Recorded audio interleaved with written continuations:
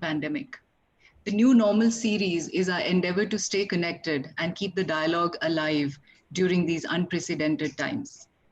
Today, at the fourth dialogue, I would once again like to emphasize the long-standing institutional partnership between FICCI and Konrad Adenauer Foundation. We welcome Mr. Peter Rumele, Resident Representative CAS, and Mr. Pankaj Madan, Head Programs and Deputy Head India Office, and all colleagues from CAS. Today's dialogue is titled The Digital Future, Raising the Bandwidth in a Post-COVID-19 World. We look forward to an interesting discussion on the digital future in a post-COVID-19 world that would be calibrated by the primary pillars of innovation and connectivity, while at the same time being sustainable and inclusive. After a round of opening statements from the panel, we shall take questions and have a moderated discussion. This would be followed by a round of closing statements from the panel and further questions, if any. I'm pleased to introduce our distinguished panel, who are well known to all of you as leaders in their respective domains and thought leaders in their own right. Mr. T.V. Mohandas Pai, he's advisor, FICCI Skill Development Committee, and Chairman, Manipal Global Education. Mr. Pai is the Chairman of RN Capital and serves as a member of several boards. He's also Chairman of the Regulatory and Financial Technology Committee of the SEBI, an investment committee member of the SIDBI India Aspiration Fund, and board of the National Stock Exchange of India. Mr. Pai is the president of IMA. He's a founder trustee of the Akshay Patra Foundation, an organization that FICCI also supports through our CSR initiatives.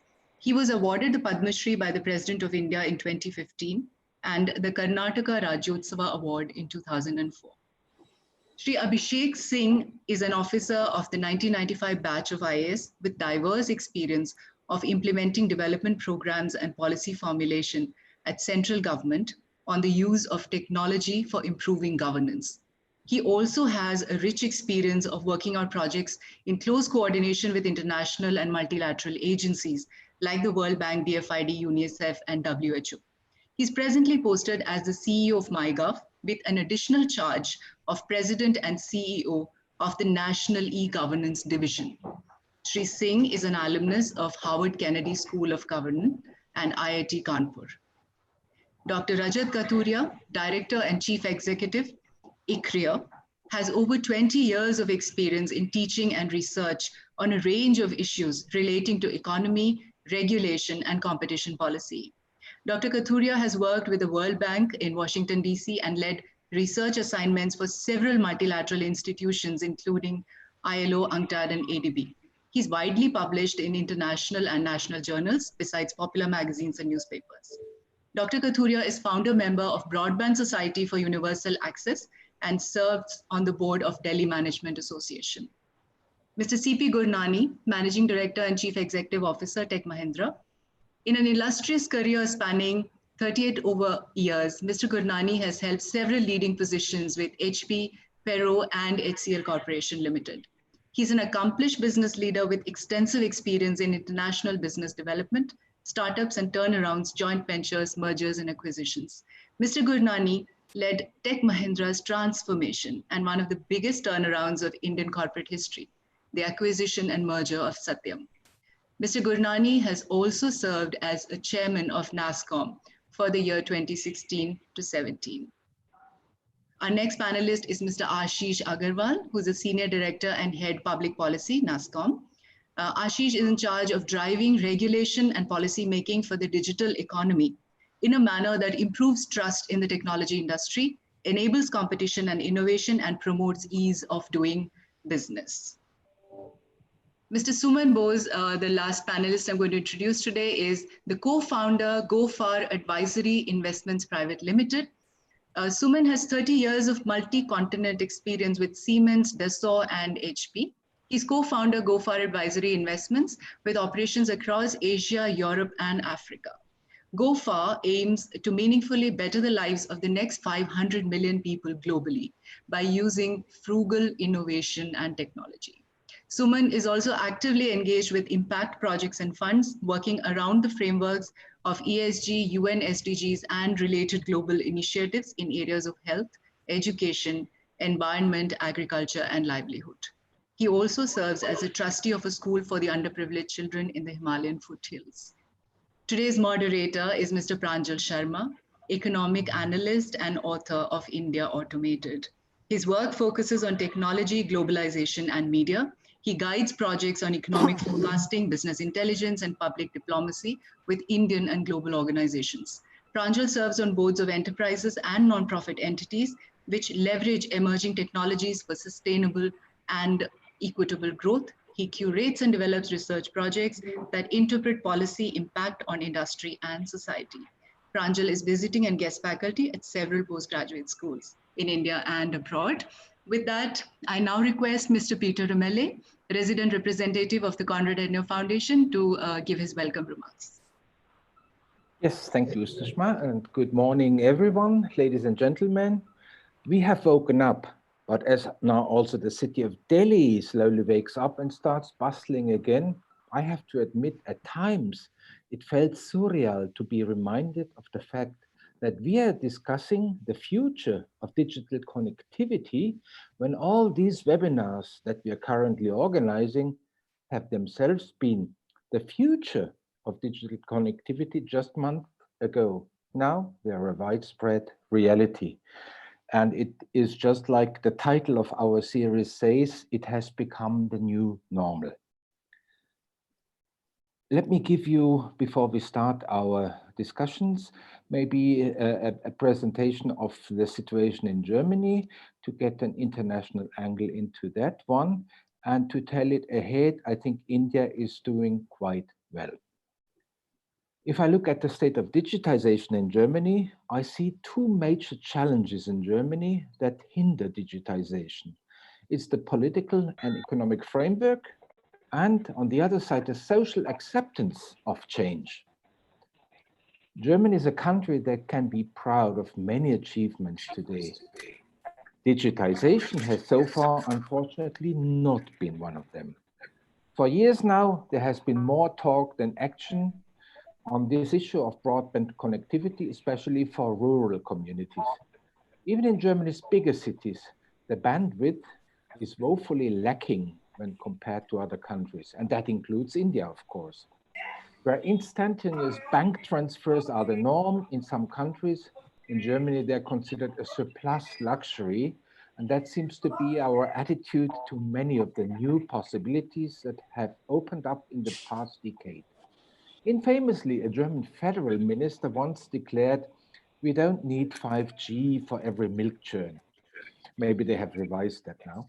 And now that COVID-19 has forced all of us worldwide and across all generations, that's another thing, and all ways of life to embrace digitization as an economic and social necessity, it is easier than ever to laugh about that sentiment. With respect to Germany's traditional industries like automotive construction, heavy machinery, chemicals, electrical equipment, the statement may be true as they do not necessarily need a countrywide digital infrastructure. At least that was true before COVID-19 hit. However, from the viewpoint of Germany's rapidly innovating service sector, which constitute about 70% of our GDP now, these are reforms that are urgently needed if we want to keep up. But as you might have imagined, from the country that boasts of BMW, Volkswagen, Mercedes-Benz, the focus of our economic policies has more often than not been on the producing industry, not on the service sector. We risk losing edge to our competitors if we fail to invest in digital infrastructure here. Apart from having become an economic necessity, digital connectivity plays a huge role in all our everyday lives, especially now when, let's call it, social media have become an instrument to overcome social distancing. One issue here is public data. Before, you had to either read the newspapers or watch television to learn the news, but now a generation has been raised that can access information and disinformation for free on the internet, and that views the access to information as a right and not as a gift. German newspapers are struggling to adapt to the new world. Most have decided to make majority of the news available for free on their websites, only hiding in-depth reports and such behind a paywall. But I think this struggle we see in Indian print media as well. But are a paywall and ads uh, enough to sustain the press as we know it? I doubt it. Across the free world, the internet has changed the value of information. And at some point and somehow, the press has to adapt to that challenge. The same holds true for academia. What could be achieved if we opened up the vast archives of digital knowledge to everyone? Is there such a thing as public knowledge? Currently, there is a debate on the open access to scientific journals. Obviously, it cannot be that those texts are freely circulated without remuneration for their authors and license holders. On the other hand, though we have to ask how relevant is this model of distribution in the digital age, we should start thinking about alternatives. And I hope our experts will come to that. Data is the key resource of the digital economy even before good old money. We should think about data the way we are currently thinking about coal or oil, maybe, but so far we have treated these valuable riches even less respectfully than coal or oil. Information privacy is quickly becoming ever more important as a legal issue, but it has not yet been accepted in the public minds as a necessity. Users and hosts alike view it as an impediment to user-friendliness and accessibility.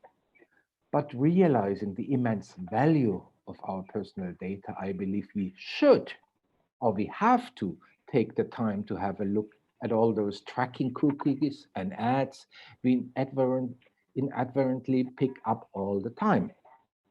So I conclude, I believe that these remarks have maybe been given a very German perspective, especially on data protection, but the discussion is there in India too. I have pointed out some of the difficult points that we need to work through on our way towards the digital age, but we have to make no mistake. Digitization is not a choice. It's not a nice add-on. It's a basic necessity that we all will have to include and inculcate in our daily lives. And now I'm looking forward to the presentations of the experts. Thank you very much. Thank you, Mr. Rimele. These remarks, of course, there was a German perspective, but several of the suggestions that you shared, the questions that you've shared are relevant for us in India and indeed the world. Over to you now, Pranjal, to conduct the discussion.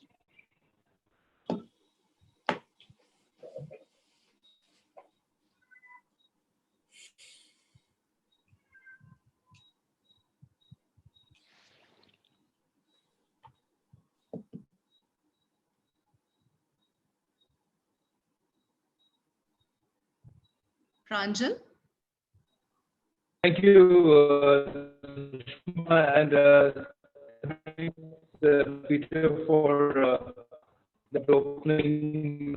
I think what you said is important because it's realized that in the same planet, same Earth, the common problems, and humanity has to look at it. Morning, can you hear me? No, it's better. Yeah. Your voice was cracking. Yes, your voice is cracking. You might stop your video and, it might improve the quality. Okay, is it better now? It's still cracking, Pranjal. Okay, let me switch it off so that you don't have the, I can save my face a little bit more ways than one. Is that better? Yeah. Okay, perfect. So I just wanted to thank Peter for the introduction, because I think what's important is that the entire humanity is in the same boat in many ways, and we are facing situations which are common to everybody.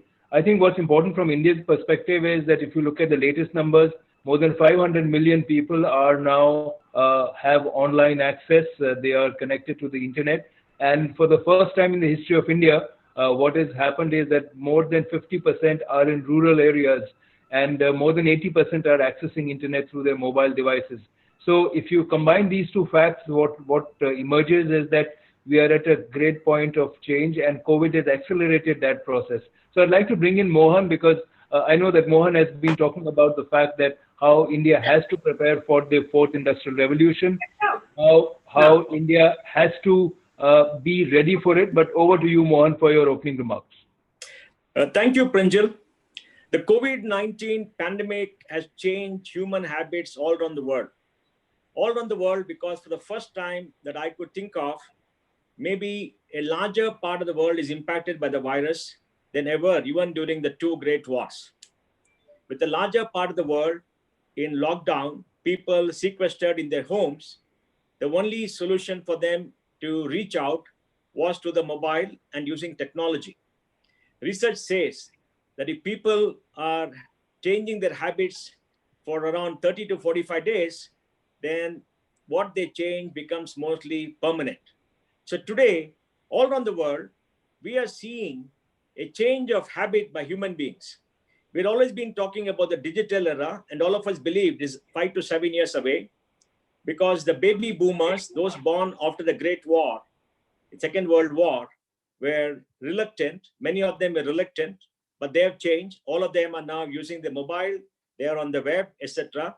Then there was Generation X, Generation Y, and then the millennials, Generation Z, and all of them are now on the same plane. So everywhere, all around the world, you see people change their habits because they're locked up, they cannot go out, they cannot shop, they cannot go to a movie theater, they cannot go for a walk, they cannot communicate, they cannot go to a bank.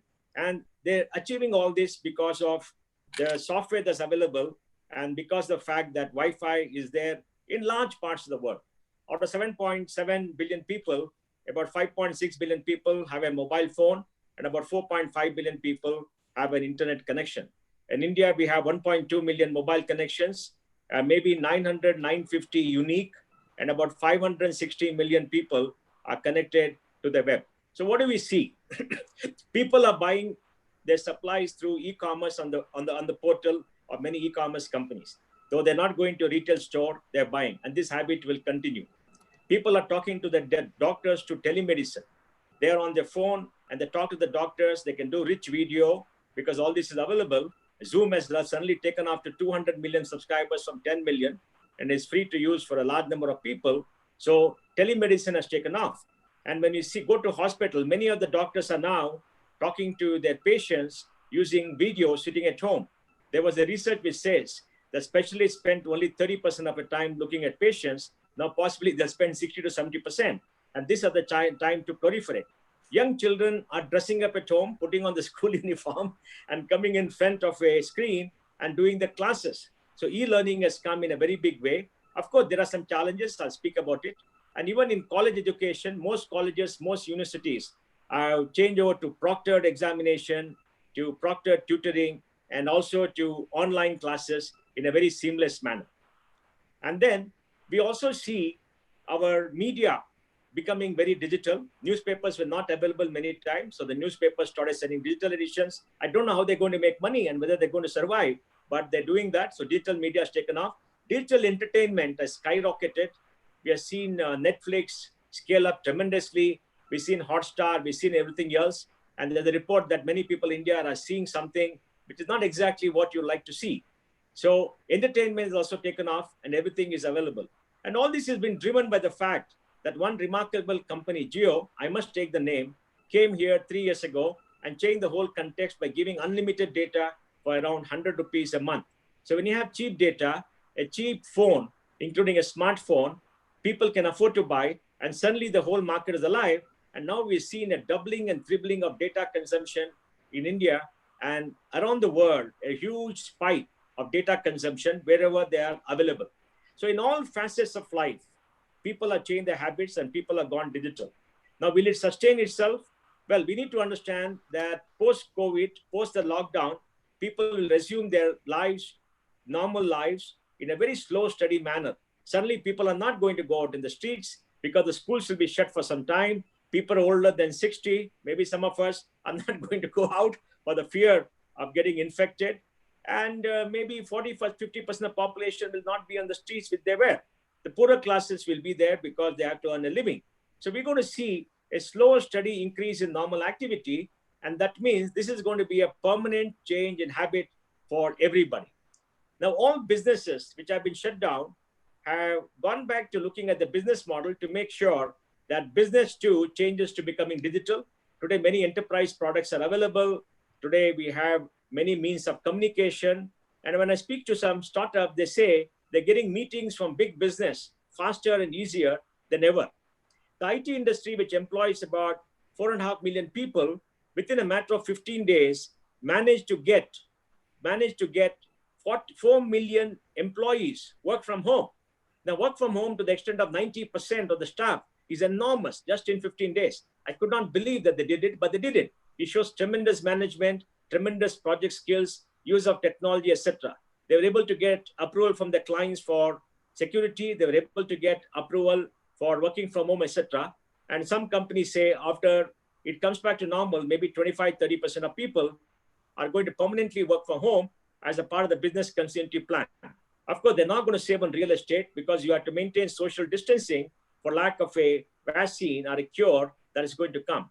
So businesses are re-examining the model and trying to see where they're going to use digital in a very big way to reach consumers, because consumer behavior has changed. The government too has done a tremendous amount of work in the last 5 years.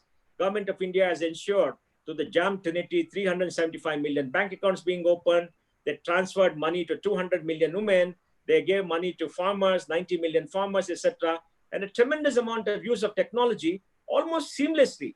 In the US, we've seen the government struggle to send those checks through the banks to many, many people to whom they support. But in India, it almost happens seamlessly, and seamlessly at the bottom of the pyramid to a section of society which people say were not very sophisticated in use of technology, but government could do DBT in a large way because over the last 6 years, government has transferred something like maybe 11 lakh crores of money through DBT, and it has become a regular habit with 450 plus schemes. I'm sure somebody from MyGov will talk to you about the tremendous work that government has done.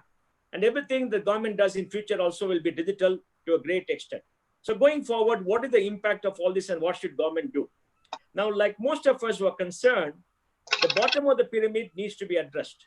That means the government must find out who are the people who don't have smartphones or don't have phones, maybe come with a scheme to ensure that all those people at the bottom of the pyramid who don't have phones get phones. Vasundhara Raje in Rajasthan had a scheme for giving away 10 million phones to women, to older women in the villages so that they could benefit from the use of technology. So we must address this challenge because not all people have phones. Some of the poor don't have phones. They have a feature phone, but they need a phone. Second important thing is government must use it extensively in education. Maybe 25-30% of the classes should be online. And in colleges, people must have at least 40% of the courses done online through many portals where they can get education and courses done. The government has got the SWAYAM portal, which will happen. I think the AICT has already done that. Hopefully that will succeed. And the classroom can be used for discussion, for project work. Even in schools, the idea of pumping in a lot of information should go because information is available. Now, if you look at Baiju, which is the largest edtech company, they had an increase in subscribers by 6 million in a matter of just 1 month. So children too have to be done. But what about those young kids in government schools? Maybe 30-40% of India's 265 million children in school have access to technology. What about them? The government has started giving them classroom education through the TV channels. Maybe 25-30 TV channels have come up. I think that should accelerate. And government must also see whether they can give a tablet to every child preloaded with rich educational software. So we must take care of the education sector in a very big way. Now, e-commerce is going to be the way, and we're going to see many marketplaces come. So all businesses are going to be on the web. Now with the Jio coming and trying to get the 3 crore Kirana stores on their platform to ensure that they too can supply to anybody who comes through them, we're going to see a new way of marketing where people like Jio or maybe Airtel can become aggregators who will aggregate the demand and go to the FMCG companies to get greater discounts. And even in health, we're solving one big problem. Now, India's health facilities are concentrated in urban areas. Specialists are there. Now with telemedicine and habits changing and the habit of the specialists changing, we'll probably see in future that in many villages, in many talukas, government is going to spend to bring in telemedicine so that even in the rural areas, they can consult a doctor sitting far away using video. And there are many, many startups that have come to accelerate. Even for farmers, we are seeing a lot of agri-tech companies coming and connecting to farmers. For example, in Bangalore, there's a company, Daily Ninja, which buys 1,000 tons of fruits and vegetables every single day. Now, farmers have got the freedom back because the APMC Act has been amended, Essential Commodities Act has been amended, they're free to sell. And I do hope the government will fund 1,000 agri-tech startups all over India's 725, 730 districts so that farmers can start selling. And we need to train the farmers' young children. We need to train the people who do handicrafts, who are artisans, so that the children become entrepreneurs and the children can manage marketing, design, and everything else. So a massive human resource capacity building is required to train people in the use of digital technologies. Today, the tax system is entirely digital, both GST and IT. Government systems have gone digital. We buy our plane tickets, our train tickets on a digital platform. We book our cinema theaters and other shows on digital platform, and this has only accelerated. So government has to look at who is left out and make sure every Indian is digitally enabled, and those who are not are given the kind of help. And we must use more and more digital education with children. So I will end here by saying that in all aspects of life, things have changed, and we are on an accelerated path. And industry will also change with manufacturing 4.0, with industry 4.0 coming, and hopefully in the next few years, 5G coming with many, many multiple sensors all over the place, which can take data, and the way we live, the way we work, the way we consume, the way we entertain, the way we interact with each other will change. My only submission is that we do not lose our emotional content and we do not lose the joys of meeting people and having a tea and chatting. Thank you. Thanks, Mohan. I think we have to have tea together. Let me quickly bring in Abhishek here because Abhishek will excuse himself and come back later. But a quick introduction from him because government is leading innovation in many ways in the post-COVID world. Abhishek, over to you. Yeah, thank you, Pranjal. And it was indeed very enlightening to speak to Dr. Pai because he covered almost everything that that the new normal defines. So what I would like to just briefly add is that as we look at the new normal, as we look at the post-COVID world, what we realize is that in our lifetimes, in our generation, this is going to be an event like the Second World War. Like when we look at the history of the world, we define pre-World War, pre-war and post-war. Similarly, a lot of things are going to change. Many of it he has already highlighted. But I would like to just add is that one very key component that's going to come in the days to come as we lift the lockdowns and we come back to businesses, as we like reorient our lives, what will the change that will come in our lives will be behavioral change. Like how do we learn to live with the virus? How do we learn to live with the pandemic?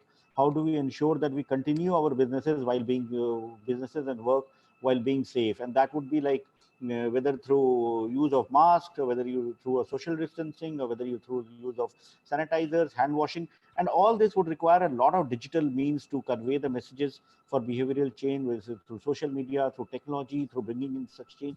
So that is something that's going to bound to happen in our lives, and it will be something which will not happen overnight, but it will happen over a period of time. And we'll have to learn to understand that this is a virus which will affect many of us, but the morbidity, the fatalities are not so high, so we should not get we should be careful, but we should take precautions, we should prepare ourselves, but not ensure that we stop everything in the fear of the virus. So that has to kind of change, and that will be done by behavioral change.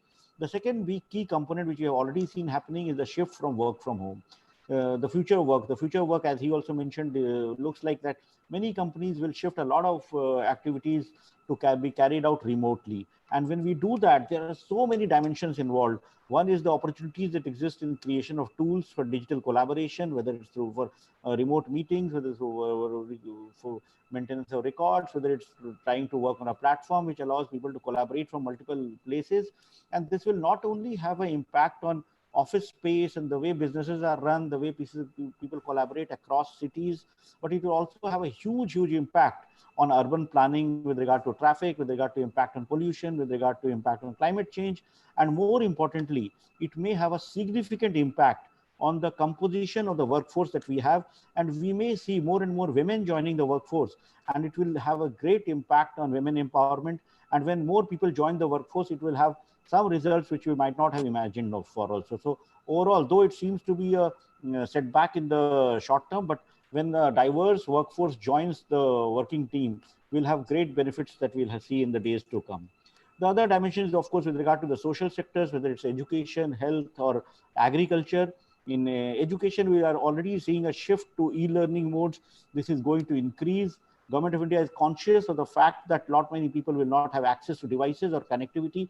So the Swayam Prabha program, under which already 32 TV channels are run, which provide educational content in the remote corners, that's already operational. This is being expanded to 12 new channels on DTH, which will cater to class 1 to 12. And a lot of work has already been done by the HRD ministry in creating content in various languages, because we India are like, we are a nation, but we are actually more like the European Union, where like we have different requirements in different sections. So that would require creating customized content which is relevant for the particular state in the mother tongue. So that would require creation of content. That would require maybe change the spectrum policy, like how much spectrum can be released, so which more such channels can be run in the rural areas. So that would be a huge thing. And then of course the added issue will be of digital divide. Like, are we going to create a society of haves and have-nots, those who have access to technology and those who have not? So these are the issues that government is conscious of and is addressing proactively when it leads to use of more digital technologies in education. Telemedicine is a big piece. A lot of work has already been done. The telemedicine guidelines have been framed, and ultimately we are going to build up a telemedicine switch which will ensure citizens will be able to access health service providers on the other end on a digital platform, and they could interact with doctors through voice, through video, through text, and this would ensure that access to healthcare for basic services is available. But there are also the issues of regulation, because health is a regulated subject that comes in. How do you ensure that privacy and of the data and the security of the health data is not violated? How do you ensure that the advice that is given is genuine? How do you ensure that the doctor registries, the hospital registries are authenticated by a respective health authority, and ensure that while the services are expanded, the rights of the citizen with regard to their health data and all is protected. And very soon, this will ultimately evolve with the right legal framework.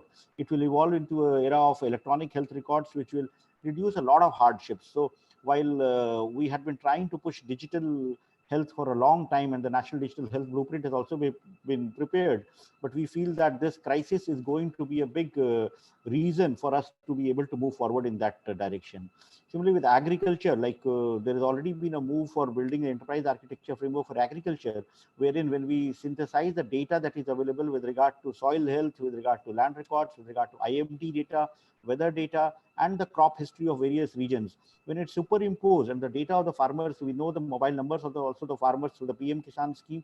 So it is possible today to give customized agri advisories to farmers in a language of his choice on his phone, so that a farmer does not need to access a portal or an app, but he can get advisories on his phone about what to do, what to sow, at what time to sow, how much fertilizer to use, how much seeds to use, how much chemicals, how much pesticides to use, and in what quantity and where to get them.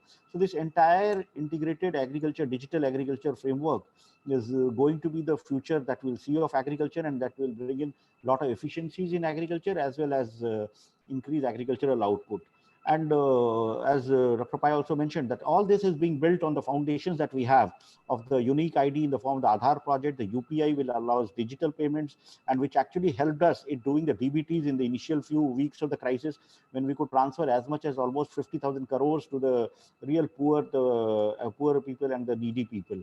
So that the foundation is there. We have the DigiLocker, which allows for a paperless system. So with the Aadhaar, which allows a faceless kind of governance system, with the UPI, which allows a cashless kind of payment system, and with the DigiLocker, which allows a paperless kind of system, all these services of various departments can be built on that, on a digital platform, and therein will lie the huge opportunities for Indian IT companies to build applications and services to meet this requirement is going to come in the days to come. But at the same time, while we do all this, we'll need to address the issues of cybersecurity, because there are already a surge in the cyber crimes, phishing, and people being defrauded of their money in digital transactions. So a lot of awareness as well as building of secure systems is required. investments, companies will need to make investments in cybersecurity when they adopt digital means for doing businesses there, when citizens adopt more digital means. Awareness regarding cybersecurity will be very, very critical, and for which government is already building in. The issues of privacy will need to be addressed, because as we have seen, like on the Arogya Setu app, which has a great benefit, but still we had to proactively address every question that was raised on the privacy or the security aspect of it. Because in a country like ours, when we build something, even if it is good, if there are critiques who raise this question, we are there to answer these questions. We are there to show that the product that has been made is better than any other product across the world, and there for the benefit, for the security and for the benefit of Indians all over. And of course, the issues of digital divide has been highlighted, that how do we ensure that those people who do not have access to smartphones, those people who do not have access to connectivity, those people who do not have access to digital technologies, how do we address that need? Whether it's done through the BharatNet project, which is providing broadband services to all panchayats, or whether it's done through free, low-cost mobile digital connectivity, or low-cost devices. So some mechanism will have to come up in order to ensure that no one is left behind. So that is the future that we are looking at in the new normal. I'm already getting late for my next meetings. I will conclude here, and I will try to rejoin back at around 12:30 to address any questions that might be there. Thank you so much, Abhishek. We look forward to coming for you to return and join it, because it's very exciting that government is directing innovation and fully involved with what's happening across as a very important stakeholder. Thank you for that intervention. I'll come back to you. I'd like to now invite Rajat to come in. Rajat, it's also very exciting since you focus on international economic relations. I think the strength of a country, its geopolitical strength, its standing in the global order is now as importantly decided by its technological prowess and not just its army and diplomacy. So, in your view, how do you see India's role in a post-COVID world where technology will be the defining factor? We will also see the fact that there will be rebalancing of the center of gravity. Clearly, countries are now de-risking themselves, moving away from China. India has a lot to do to catch up with China on the technology and digital front. But I think what will be important is, can we get a holistic and a cohesive policy and implement it to ensure that we have a strong voice in a post-COVID digitally enhanced world? Thank you, Pranjal. And at the outset, can you hear me? Yes, we can hear you. Wonderful. At the outset, let me thank FICCI for inviting me to this panel, and there's some distinguished speakers. And I recognize that I'm coming after Mr. Pai and Mr. Singh, who've said a number of things that I wanted to say, and I won't repeat what they've said, but I'll focus on the question that you've asked me, but perhaps towards the end, is what is it that India needs to do to sort of pull its weight, not only in international trade, but in the technology domain, where I think it has a lot of comparative advantage in software, but it doesn't have as much comparative advantage in hardware. And I think one of the things that we would need to do is try and get comparative advantage in hardware. But let me start from, one of the things that India has envisaged for itself to do, which is to build a $1 trillion digital economy in the sort of macro space of having a $5 trillion overall economy. And that's roughly about 20%. And that will be achieved. I don't know when it will be achieved. COVID has pushed us back, perhaps pushed us back much more than we wanted to, but it's pushed us back. But what it has also done is the fact that I think the role of the digital economy has been enhanced. And I think in the background of what Mr. Pai said and what Mr.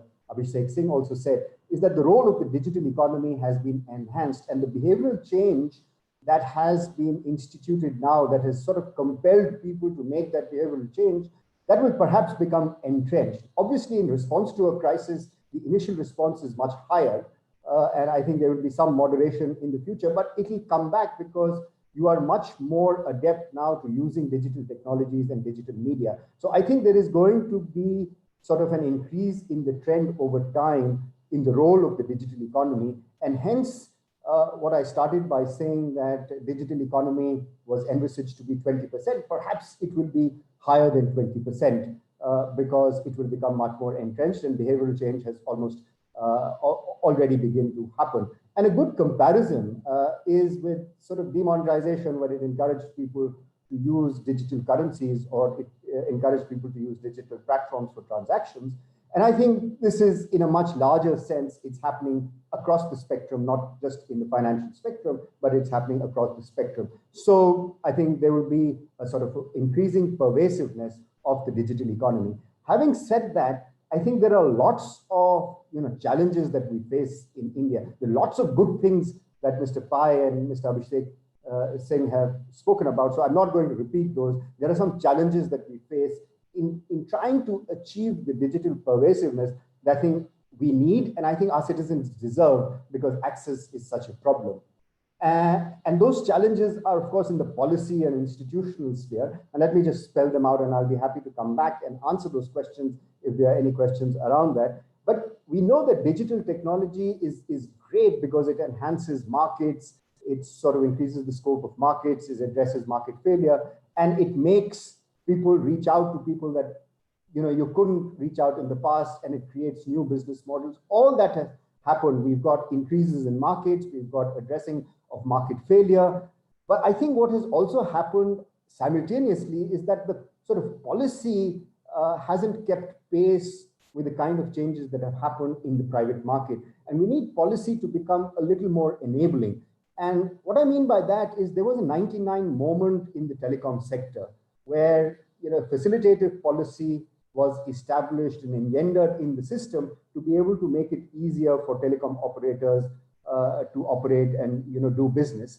I think we need one such another moment today, and we need to recognize that if we treat telecom, which is I think the sort of undergrids this entire digital economy, and the bandwidth that Abhishek Singh was talking about, that digital bandwidth of BharatNet program, which has been languishing for such a long time.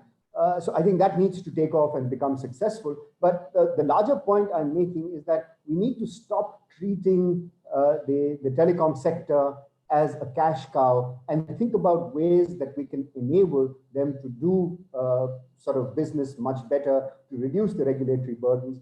There's a lot written about this. I'll spare the details, but I think we need to positively think about this.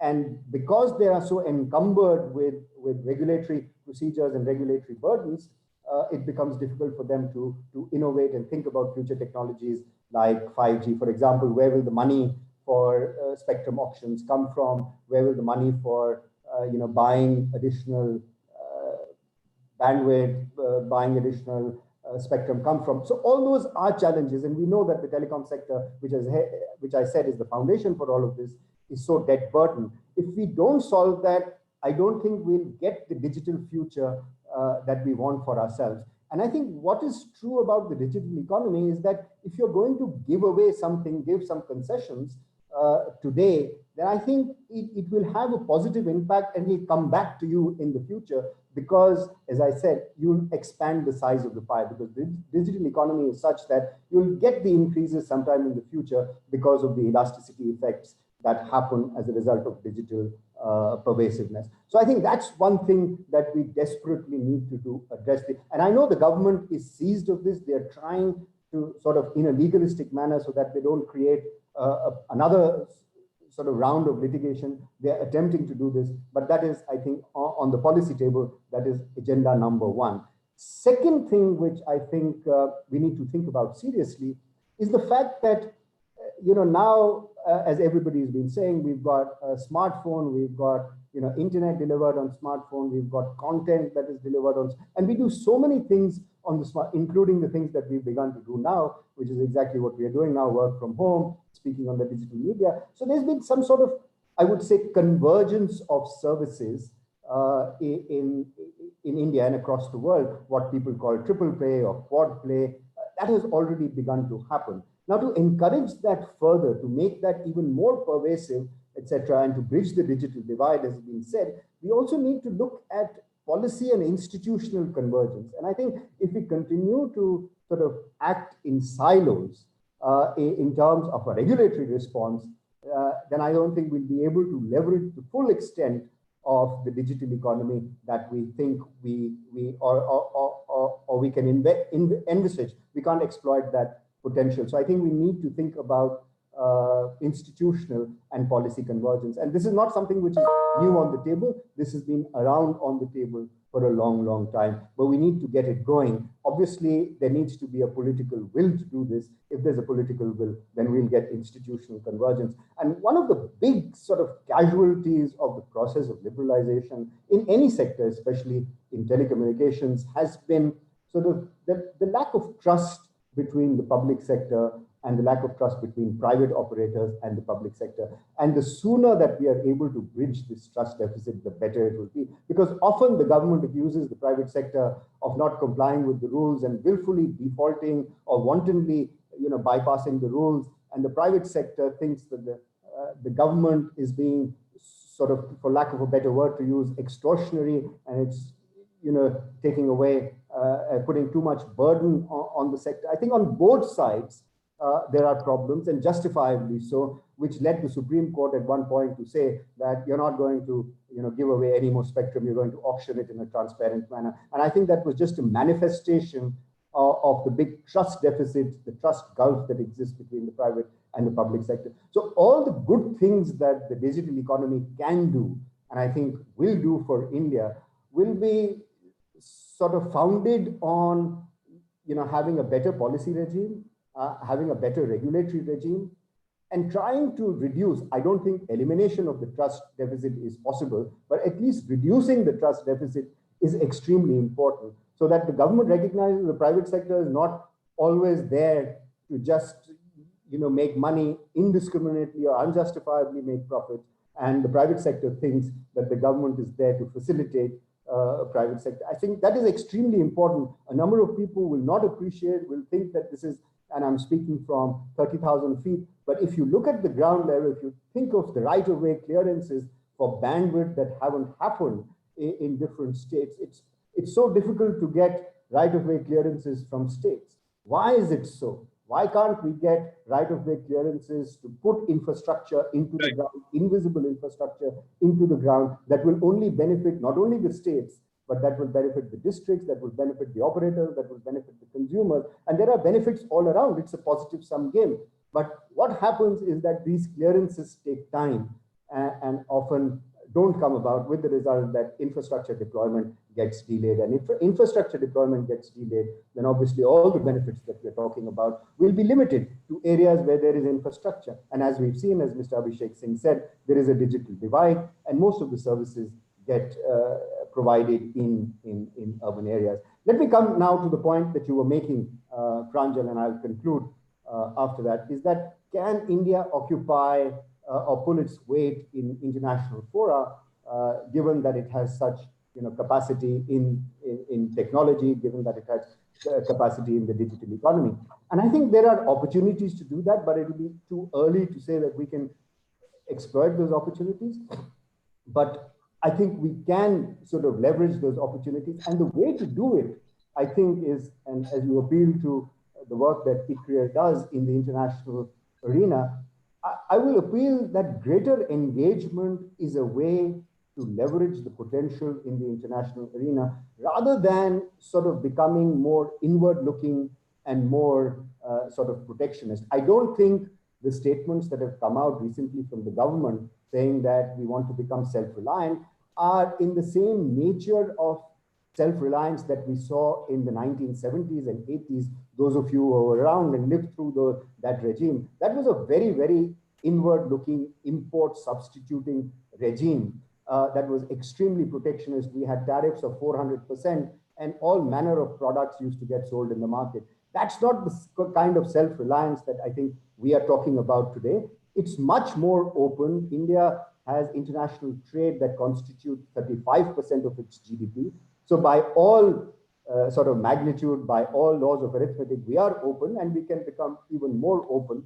But I think openness is the way to exert influence in international fora, and to tell people that we are open, that we are willing to engage. So if we want to become participants in the global value chains, especially for electronic products and pharmaceutical products and for auto products that we already are, I think the way to go is to sort of try and get these investments, as you yourself said, Pranjal, try and get the investments that are vacating China and coming to India. This is the third opportunity. Let me emphasize that. This is the third opportunity that India has. We've lost the first two, or we haven't exploited the first two. And the first two were, one was when Chinese wages were going up, businesses left China but went into Vietnam and Cambodia and Indonesia and Bangladesh.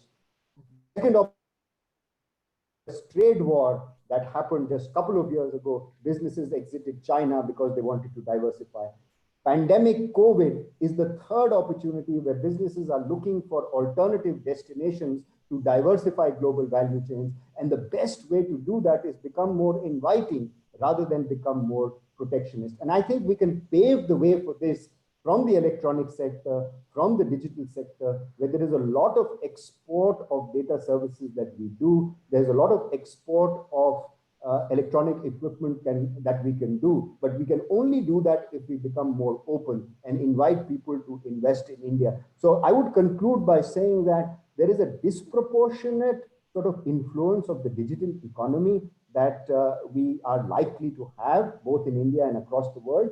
And given its comparative advantage in the digital economy, this is an area where India will be well advised to exploit and leverage, given our human capital at the highest level, and try and become more open and demonstrate to the rest of the world that we are open for business. And the last thing I would say, Pranjal, is that if there is ever an opportunity in such a dark thing like COVID, the opportunity is to restructure our growth model. And as the opening remarks had said, we have to become more sustainable. We have to become more inclusive.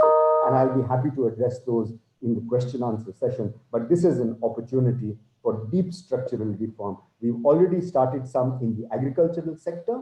We've started some in the SME sector, but we need to now encompass or cover a lot other sectors, including international trade and climate change. And this is the opportunity to be able to do that. So I'll stop here and I'll take questions later on. Thank you very much for listening. Thanks, Rajat. That was spanning, I think, several interesting themes and ideas. And the three takeaways I have, one, of course, is the critical investment in digital infrastructure, not just telecom, which I think is still wanting.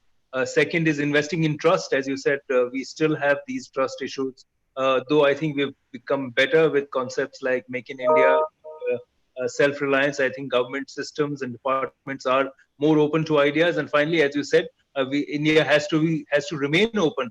We've seen what a closed economy like China has done to itself. So we have to remain open to be able to build on our strengths. Thanks, Rajat. I'll come back to you with questions, but let me bring in CP here, industry veteran, who not just is respected in India but globally, and has a fantastic footprint of businesses, which makes him a truly global player, and his company as well.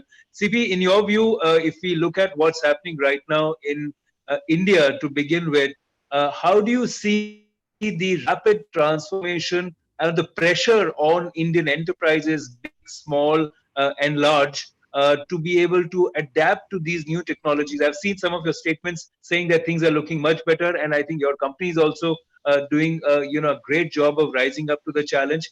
What is your view on how India is coping with the lens of looking at Indian enterprises and your clients?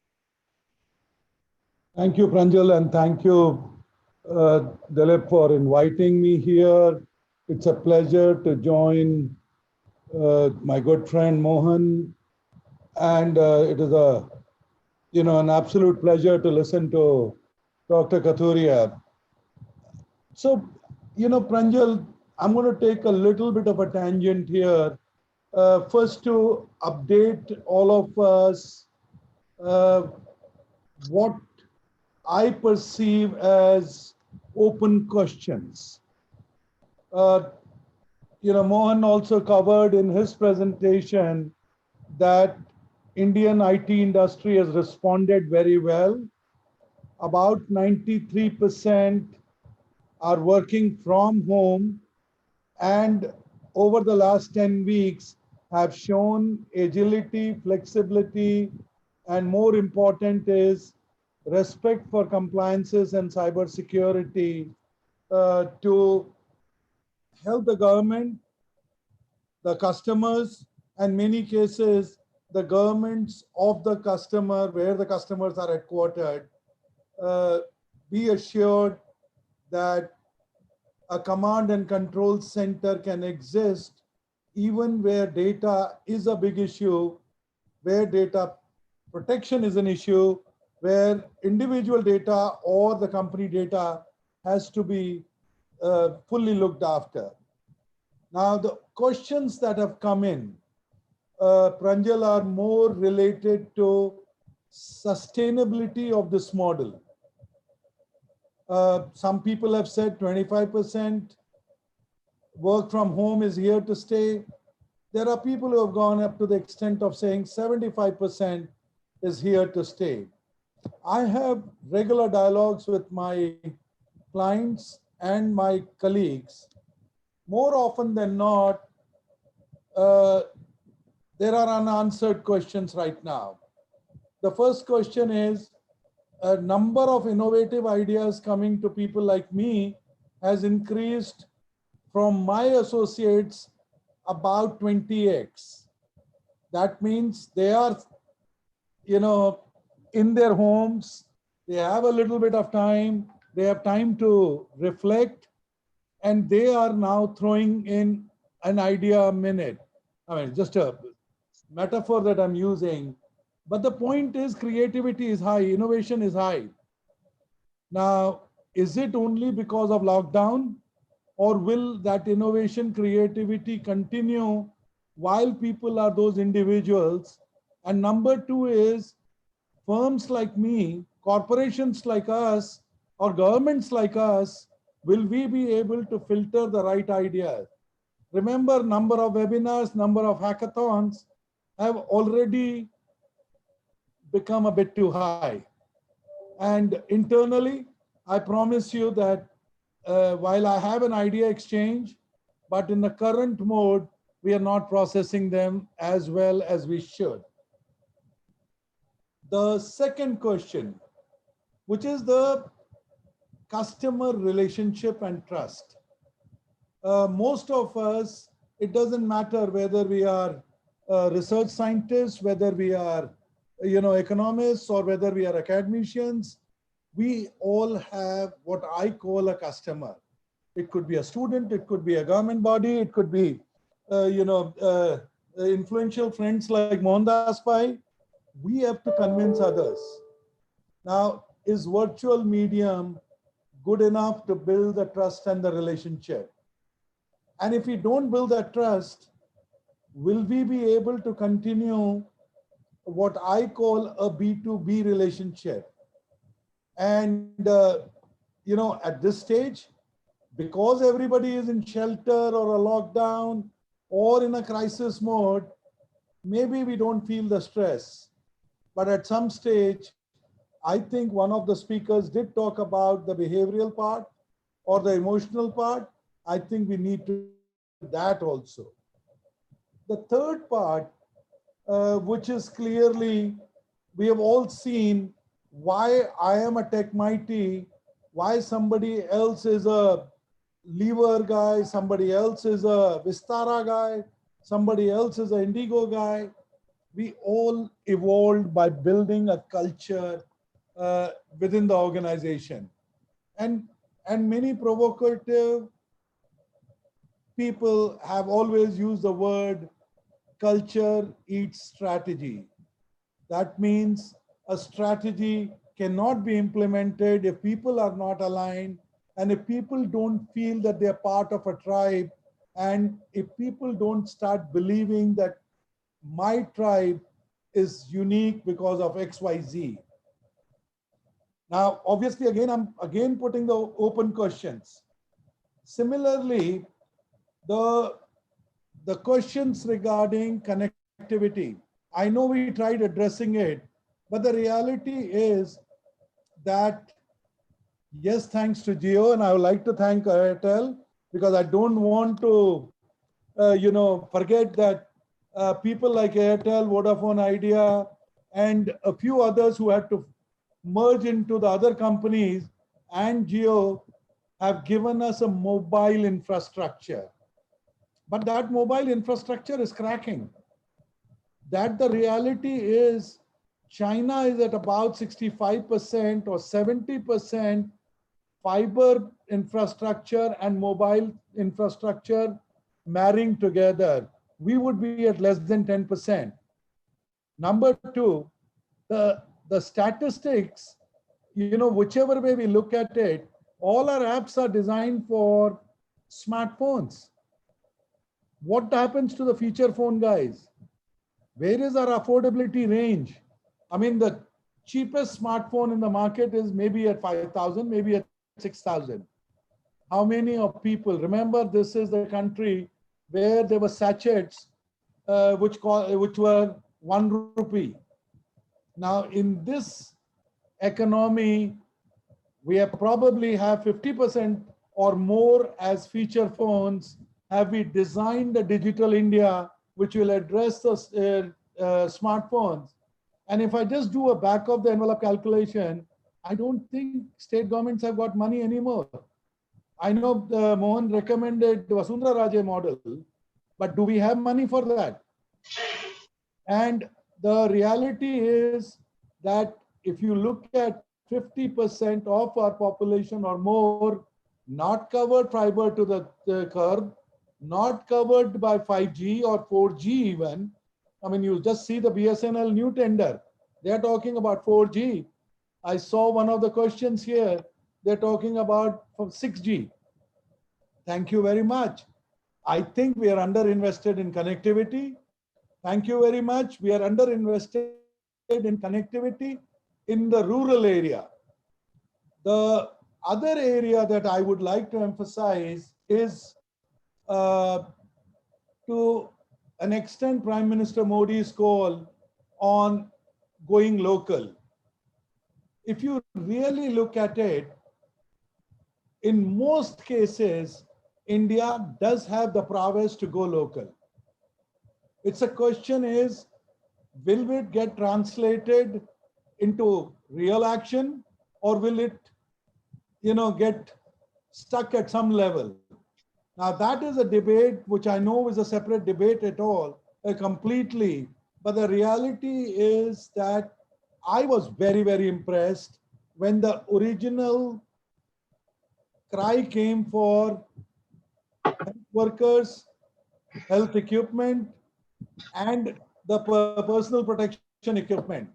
The number of companies that responded, Maruti Suzuki, the TVS Group, the Mahindra Group, I mean, all of them were able to design a ventilator from a scratch. And that design, where it was being sold by some of the multinationals for about 10 lakhs plus, today we are in a position that equally good ventilator we can get for below 5 lakh rupees. Now the question is that will that go local initiative die its own natural death, or will we continue to make sure that some of the priorities, every district, I hang my head in shame when a Mumbai hospital is saying they turn down patients and they do not have beds. We have had 3 months to prepare for it. Are we saying that in 3 months, we could not create a working hospital? So somewhere down the line, my request is, ideation is not a problem.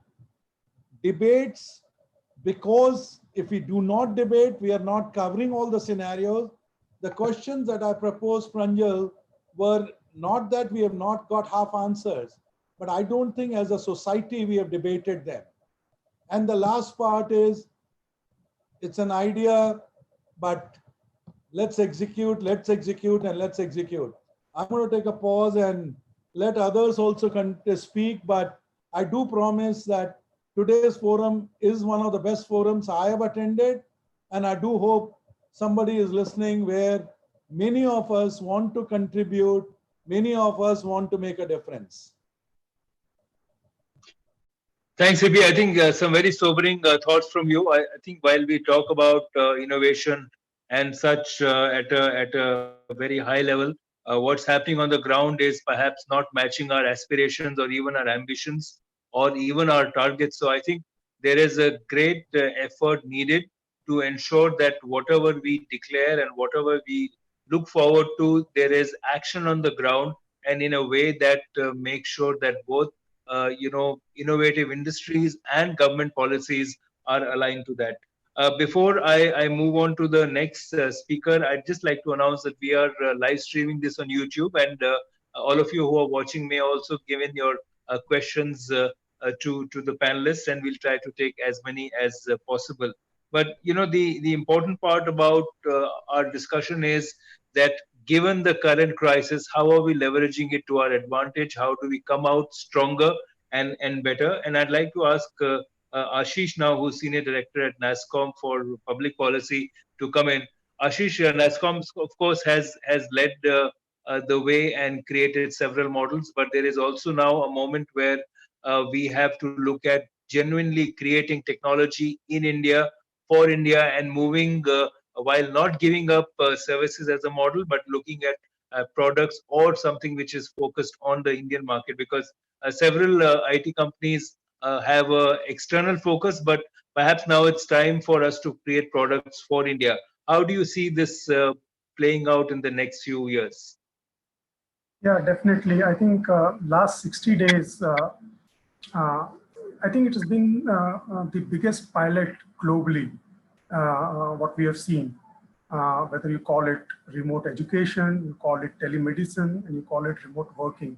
So if you remove all the gloom and doom, which currently we are seeing where organizations are trying to recover revenue, rebuild operations, rethink organizations, and accelerate the adoption of digital, a pilot at this scale over 60 days, while it started a lot of it as business continuity planning, has also led the world to see that there are actually possible productivity gains. Now, obviously, the big question is it sustainable, for example? And so it's not about, for example, enabling remote working. It's about harnessing the potential of remote working. And that's what, as an example, one of the things that NASSCOM is looking at, what can we do as industry to make some of that a reality in execution. And as it was just mentioned, right, putting a policy on paper or an idea, it's quite, I think, it's easier relatively, and actioning the actual policies that requires months and if not years of work. So from that perspective, what we need to see is that can we make that happen? For example, work from home could have happened 20 years back. Why didn't it happen then? Obviously, technology in terms of cloud infrastructure and telecom infrastructure, we are much ahead today.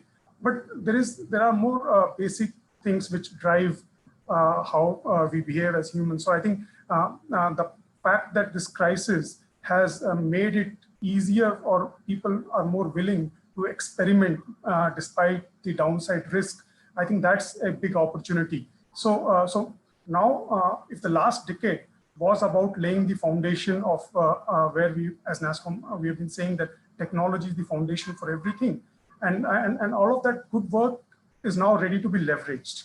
So I think we are in a very good place to leverage it. This will require adoption at a level where the employee who is working from home continues to see the consumer surplus, if I might say so, which he realizes when he walks into this big campus of Tech Mahindra or Infosys, and he feels the pride of working there. So while 93% is a business continuity planning response, I think we'll settle to something which is much more reasonable and sensible, but still where that number lies, I think we are thinking today 40 to 60%, depending upon which part of the model you are. Yesterday, Facebook said they want to go 50% working from home over 5 to 10 years. TCS said 75% 3 weeks back. So I think this journey is starting. Government has put out a paper, and yesterday there was a meeting, they were discussing how government can work from home. So unless government, which is the largest employer and also a largest merchant in many of the things, starts adopting technology and starts using technology to collaborate, it's going to be a half-half win. So as a public policy professional, last 60 days has been superb. The way government is available on video call and on phone, and the way it is responding, it is almost magical. So I know it's a crisis response, but even if 70% of this is kind of carried forward, I think that's a big win. So if I look at it from just that perspective, it has been superb. 25 years back, when we were looking at new normal, we were talking about roti, kapda, bijli, makan, and broadband. That was the new normal that we were envisaging 25 years back. Now, we are in that new normal, and now we want to leverage that in Industry 4.0. So as rightly mentioned, telecom is the basic infrastructure where we have to be there. And today, if you look at it from a fiber connectivity point of view, we are globally ranked at some 126 odd in terms of where we are. If you look at our cell phone towers, and if you're looking at work from home, that is access in residential areas, overall, only a fourth of our towers are fiber connected. So whatever we are planning to do in terms of our telecom infrastructure in 3 years, 5 years, we need to be saying, can it be done in 1 year, 1.5 years? That's the journey that that poses some challenge, and I think we need to look at that. There are very difficult questions at this stage, you know. In everybody, not just IT's industry, across, we are staring at what is going to be the future of jobs generally, you know, given the crisis. How do you think, what is the new normal for the masses of India? I mean, while we can talk about, you know, tech workers and white collar workers, I think for a lot of this new normal, there are no easy answers. And if I go back to saying what are the clear three trends that we are seeing: remote working, automation, and how we look at the gig economy. So, for example, 100 years back, we started working as a tribe, like, you know, CP just mentioned. Now that tribe is still required, but can the tribe work as effectively when it is not sitting in offices and campuses, but it is pretty much in a very decentralized format? How does the BPO industry work? So we are already offshoring, right? But now offshoring and a decentralized offshoring. So I'm sure the big tech companies can do it, but if you look at SMEs and the smaller companies, for them to do it, that's going to be challenging. So how do we do that?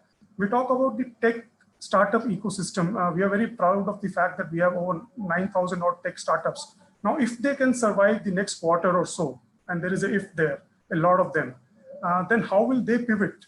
What is it that as an industry, a larger industry as government, we can help them, support them with to really, you know, bring up some of these software products and technology solutions in the emerging technology space that we can live with.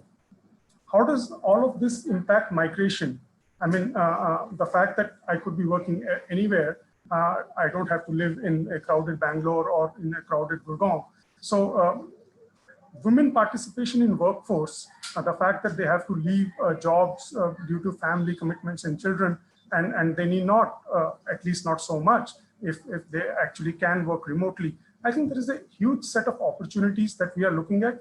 And what this pilot has shown is that it is possible to, what it has done, it has allowed a lot of people to change the mindset, because earlier the risk reward was not so much. I mean, you would take flight, you would do physical meeting because that very well worked and there was no need to experiment. Now that has changed. So I think how we can leverage all of this, there is a huge opportunity in terms of productivity gains. There are obviously challenges. How we even look, I think if you just take a view on the fact that government announced a lot of relaxations in regulations and policies, right? Even corporate law in terms of board meetings and stuff, which also demonstrate that our laws have not been designed keeping the fact that technology could be so interwoven into everything which we do. So to look at our laws and have a fresh look to say that if a lot of this is could be actually happening in a very remote manner, how do we think of our policy space? So I think there is a lot of opportunity here, but it's also a bit challenging. I wouldn't take all that has happened in 2 months as a clear signal of what is ahead, but it does give us a direction. I'll pause here. Thanks for that, Ashish. You know, I'll come back to you and ask you about specific innovations happening in your sector a little later. But let me bring in Suman Bose over here. Suman, you've had you know, multi-continent experience in your various roles, and even now you're working across Asia, Europe, and Africa. Post COVID, what's binding us together is a common crisis. But do you see business models changing? What kind of impact will it have on the way private sector and governments engage? Pranjal, hi. Thanks first to Fige for this platform, and very interesting comments from the co-panelists. I would primarily talk about maybe two things, because most of the things have been said, what the government is doing, what companies are doing. First is a little macro, and then a little micro. The macro is that it has completely exposed the underbelly of the world. Irrespective of which country you were. We started hearing what's happening in Germany. I sit on a couple of foundation boards in Europe and in Germany specifically. Of course, it's and I don't think that no one can say that somebody's ahead and somebody is behind. It's pretty much like the underbelly is exposed for the entire world. It's a question of a couple of percentage points here and there. The underbelly is exposed for the vulnerable. It could be health vulnerable. It could be comorbid vulnerables. It could be older people, but affluent. It could be poor people. In India, they could be walking on the streets. In some country, they could not be even, they're possibly the invisible masses. And I'm talking not just about poorer countries. I'm talking about the so-called developed nations concept. We are seeing food being carried across the countries for special needs. And again, it's not just a phenomenon for poorer countries or the lack of it. So this underbelly is also exposing this impact of trust.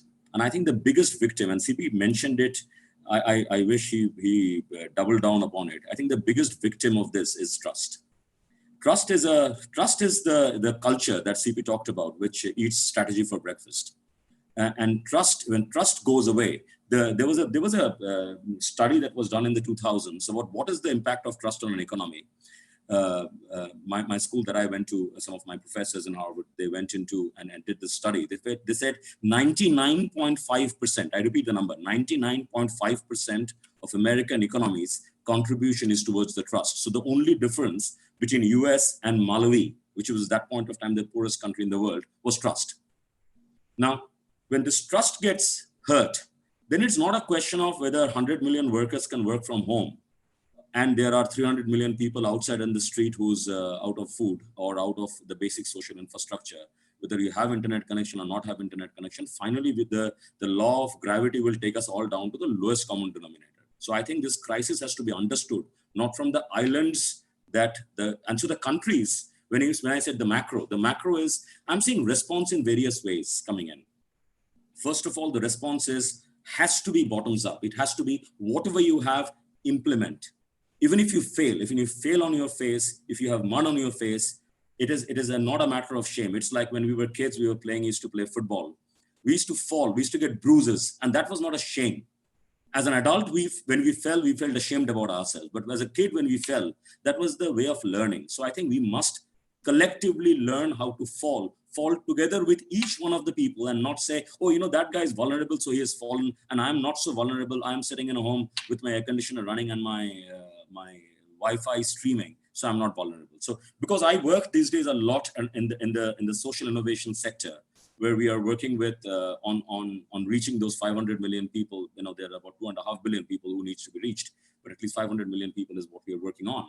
So the issues of food security, etc., etc. So digital is definitely now the micro part of the context, digital. But what is the definition of digital?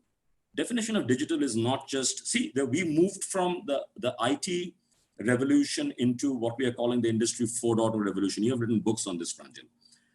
Now, Industry 4.0 is not digitization. It is digitalization.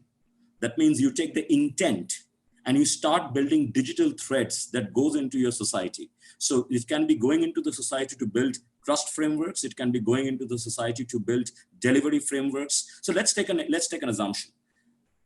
Today, we are seeing rapid advances. We don't still know, but the advances in terms of the vaccine understanding. It is being possible because now you can mathematically and graphically model the receptors of a virus versus the virus proteins versus human proteins that much faster because you have those digital technologies available. Now, so when we discuss digital, we must not forget that finally the world will consume physical. The world doesn't consume digital. If somebody pays me digital money, which I can't withdraw from my ATM or spend on food, then that money is useless for me. So the world will consume physical. So the world has to come into the confluence of physical and digital. So I coined this word called phygital. A lot of people are coining this word called phygital. The world has to be physical. And this digitalization is how best societies now stand up, fall on their face, learn, quickly fail, and do it once again by creating these digital threads. I'll take just one example, and then I'll open up for everybody's convergence. So look at the prices of food. The world has, at this point of time, COVID, it didn't have to have COVID to wake us up. The world, we have about 9 million people die every year due to hunger. Hunger is not a virus. And the treatment for that, that malady is well known for hundreds and thousands of years. It's called food. Now the world produces enough food, more than enough food to feed everybody in the world. Everybody. If 25% of the waste that happens in the fields and 25% of the waste that happens from the shelf to the plate gets addressed, the world has enough food to feed up to 9 billion people, which is another 2 billion people above the current numbers. Digital can play a significant role, not just in creating supply chain, which is in the middle. By the way, the supply chain losses are today the lowest. The maximum loss happens in either on the plate side or on the farm side. Now, how do you reduce losses? What kind of digital technologies can you take in over there to create, for example, a food last longer? Over there, therefore, the technology has to go below the skin. You have to go to the areas of nanotechnology. You have to go below into multimodal material technology. And I think that's where digital has to stand up. That's where a country like India, which is huge gene pool of not just of human gene pool, but animal gene pool, food diversity gene pool. That's where the research has to happen. It's not just about creating one more digital services, one more telecall services, one more Zoom-like services. I think that's where there's a great and fantastic opportunity for us to leapfrog. We don't have to then create comparisons with the Chinese manufacturing or not. That's what I think is one of the greatest opportunity that this current times are presenting to us in the side of the material technology. The other side is on the conservations technology. For example, the whole elementary conservations, the conservations around unit of power consumed for, say, for example, to run a cold storage. The reason why cold storage has not taken off in India is because it literally brings the grid down every time you put in a cold storage.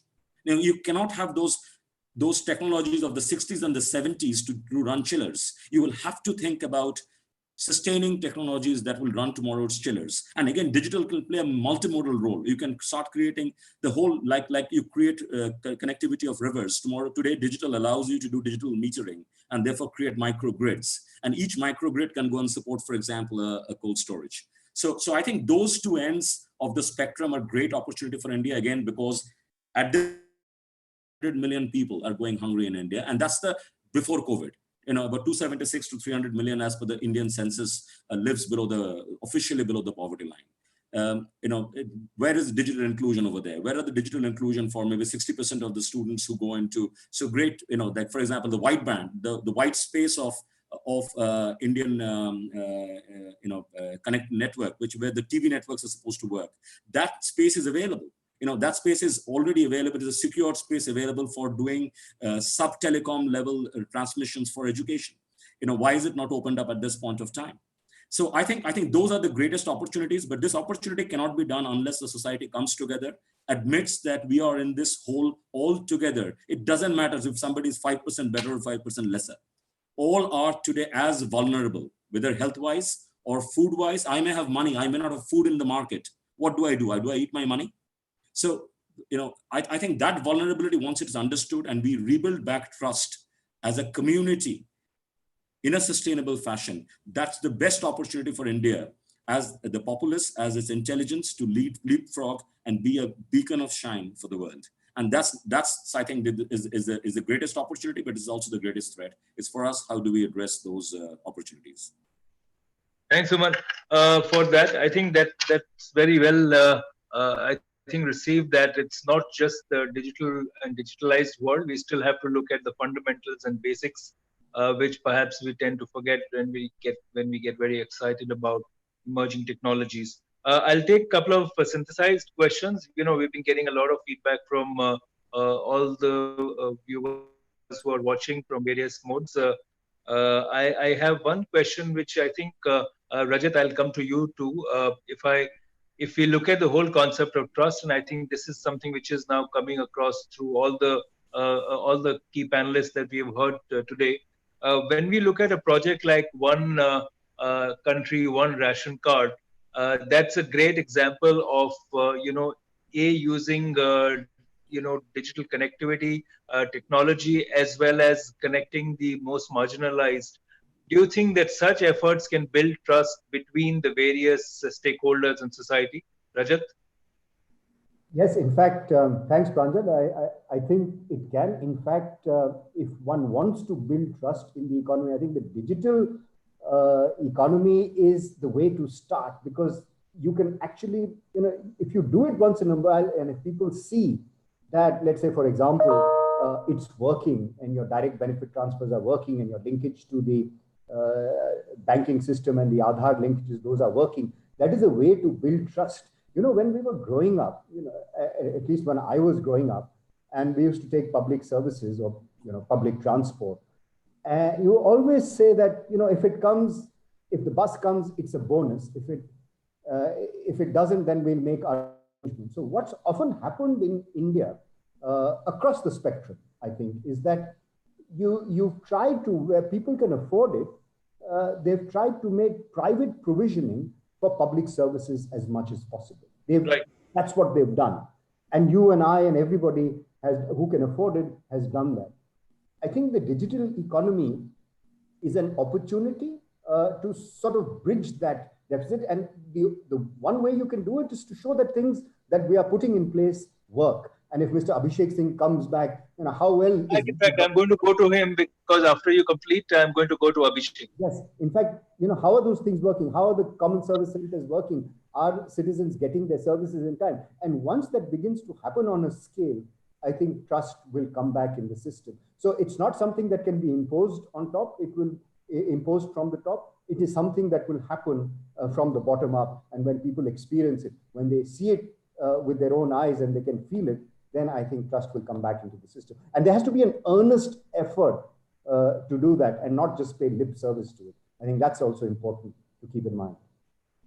Thanks, Abhishek. We can see that you are now joining us from a moving car. In case you can't hear us, maybe you can put your video off and we can stay on audio with you. But I think while you were away, we had strong discussions on trust and how in a post-COVID world, technology and policy will work only if there is trust.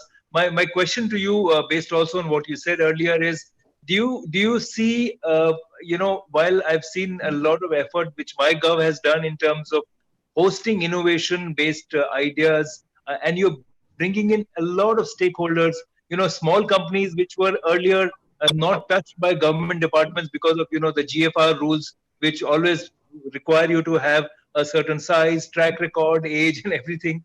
Do you see a change in thinking at every levels of the government, and I would say officers at every level, that they believe that innovation will require a collaborative approach, which will require trusting others to work with the government for a common goal?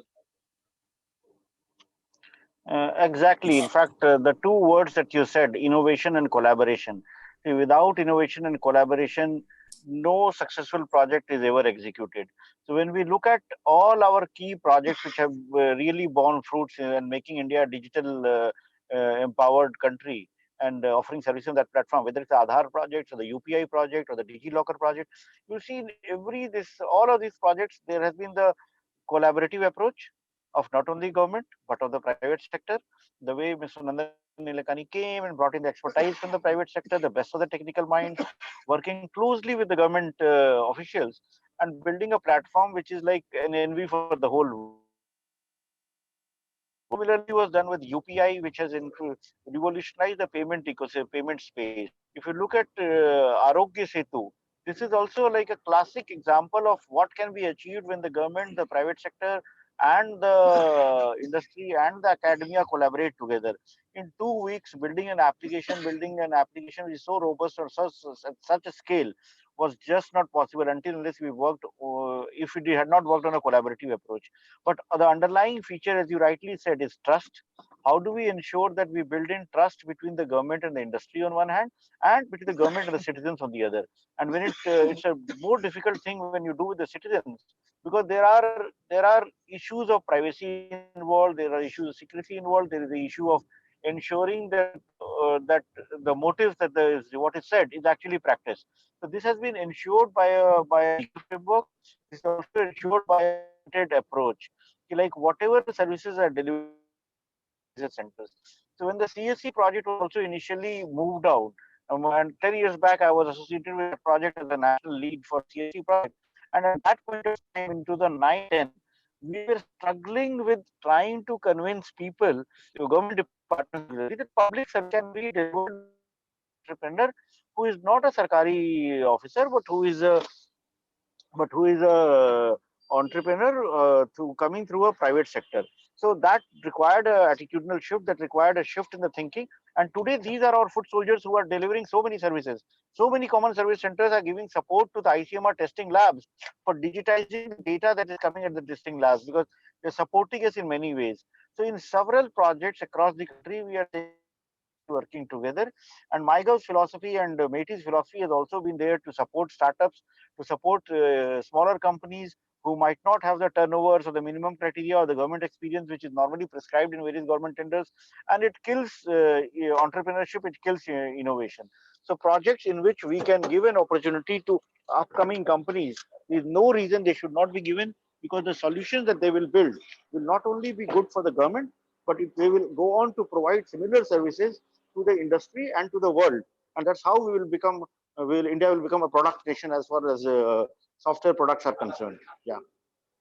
Thanks, Abhishek. We have about 5 minutes left, so I'll request and I'll come to each of the panelists for a quick 30-second summary. And I'm coming to CP now.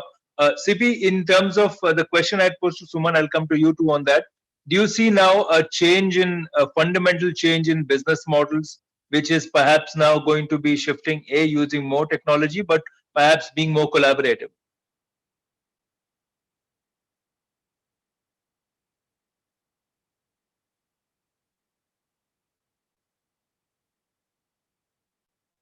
CP, can you hear me? Okay, maybe he's on another call, but I'll go to Ashish on this point. Yeah, so clearly, I think we are going to see that happen more and more. And as you earlier mentioned, while Indian IT industry and we provide solution to the worldwide market, and the share of the Indian market currently, for example, is just about 20-odd%.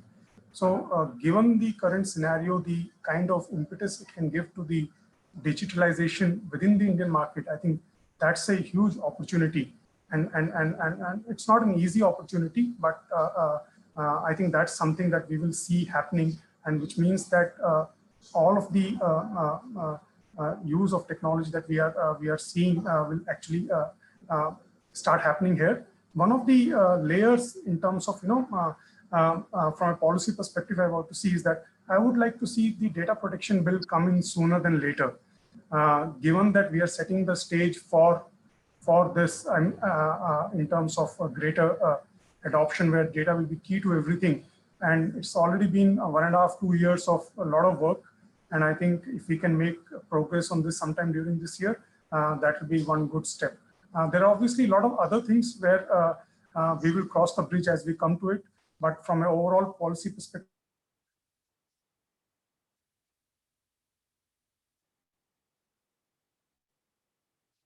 Ashish, we lost you. We lost you there. I'll just, we'll end with you over there, but I'll come to Suman on this point.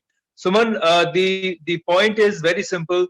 Do you see now private sector working more towards social goals and finding business models in social good rather than just chasing the profits for the sake of it, rather than selling what they have?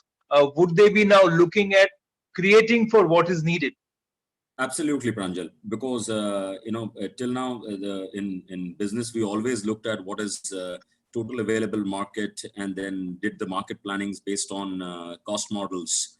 But this is the time when we will have to create markets to the unmarketed, uh, make non-consumers as consumers, and that's where I think the biggest opportunity lies.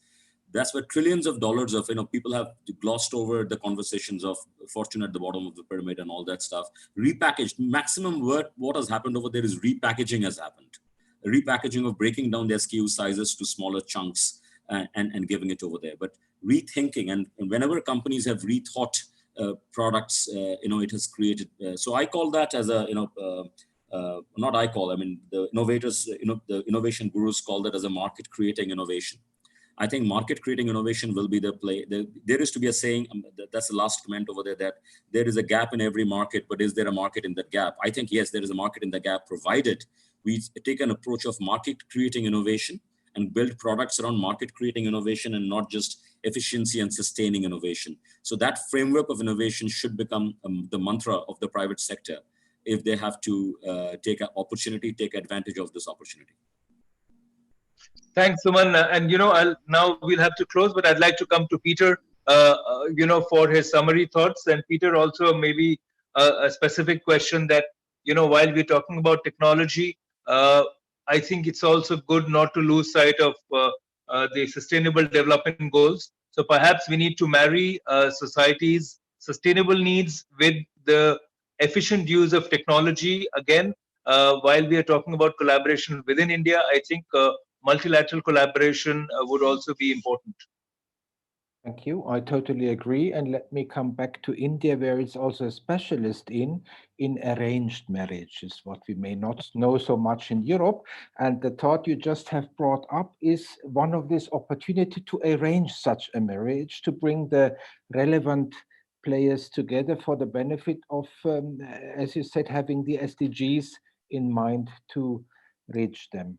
Now, what I said before, of course, everything unknown, people are first hesitant to touch it, to do it, whatever. Maybe the chance in this corona crisis is lying also in that we're getting used to other things and don't hesitate too much to do that. So what was mentioned just with the last speaker before is also the question if the private industry is also making those social goals as part of it to bring this social consensus into society that, let's say, profit is necessary for an enterprise, but it's not all. There are other goals that are overarching them, and that is, as you say, the idea of marriage, of bringing those people together. So I think it was a great seminar with an exchange of lots of ideas, and I hope it's bringing the issue ahead. Thank you. Thank you. And over to Manish. Manish, over to you now.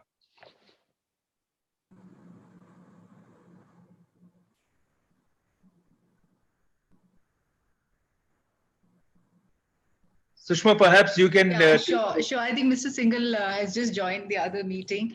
Thank you very much, Pranjal and all the eminent panelists. For us at FICCI, this is every webinar that we organize in the virtual series is actually a learning for our team and also for all our the two organizers. So, we started with a discussion on the future of work. Then in the second virtual dialogue, we talked about applying a gender lens to the post-COVID-19 relief and rescue packages.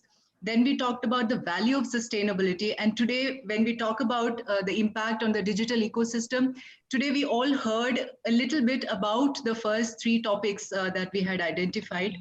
The next topic that we're going to discuss is about, the shift from, say, globalization, the traditional concept, to something a little more adaptable, resilient, and organic, localization, that we will organize the next Friday. We hope that some of you will join us back. And regarding today's dialogue, thank you very much for spending so much time with us in the virtual world. I think everybody is very, very preoccupied, making, and I think highly productive, as Mr. Gurnani had pointed out. We will circulate an outcome report to all our speakers for your final perspective. Please see if we've captured it correctly. Send us back your comments, and then we will collect it in the form of a compendium, which we will release to all our wider audience so that we can document these virtual dialogues. And this will be useful for all of us. Thank you very much for joining us today. Thank you. Bye. Thank you. Bye. Bye.